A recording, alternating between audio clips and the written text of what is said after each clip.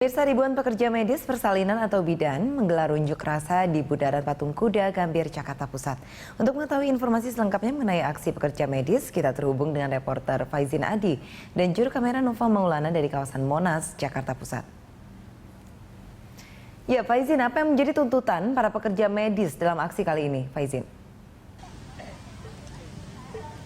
Ya, Dias-Kaslina, pada intinya tuntutan dari para pekerja medis yang berasal dari bidan desa ini, intinya tuntutan mereka satu, yakni mereka ingin diangkat menjadi pegawai negeri sipil. Mereka beralasan bahwa selama ini ada ketidakadilan yang mereka rasakan dari pemerintah terhadap antara bidan dari pegawai negeri sipil dengan bidan desa. Padahal mereka memiliki tanggung jawab yang sama, bahkan untuk bidan desa mereka memiliki tanggung jawab yang lebih besar. Itu antara lain karena mereka hanya memiliki hak cuti yang lebih pendek dibandingkan dengan bidan dari pegawai negeri sipil. Dan selain itu mereka juga menghadapi tuntutan yang cukup berat dari pemerintah, yakni untuk menekan angka kematian ibu dan bayi di berbagai penjuru pelosok tanah air.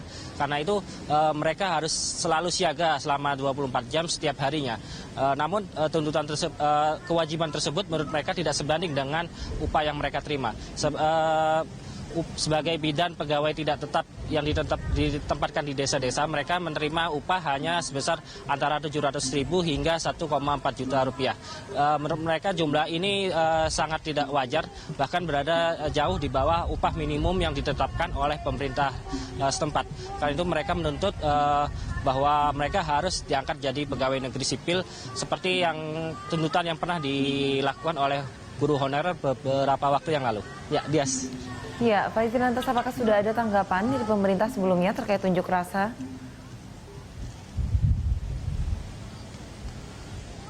Ya, saat ini perwakilan dari Forum Bidan Desa PTT se-Indonesia ini sedang berdiskusi dengan perwakilan dari Kementerian Pemberdayaan Aparatur Negara dan Reformasi Birokrasi.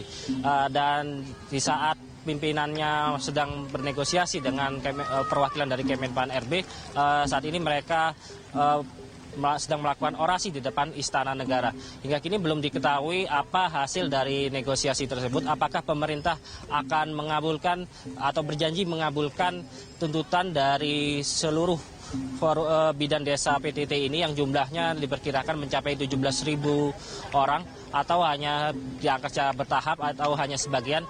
Hingga kini mereka masih menunggu. Yang pasti mereka tuntutan mereka semua anggota mereka, yakni yang berjumlah sekitar 17.000 orang ini diangkat sebagai pegawai negeri sipil. Mereka mengklaim bahwa pada masa kampanye kemarin pasangan Jokowi JK sudah sempat berjanji untuk memperhatikan kesejahteraan para bidan desa pegawai tidak tetap ini.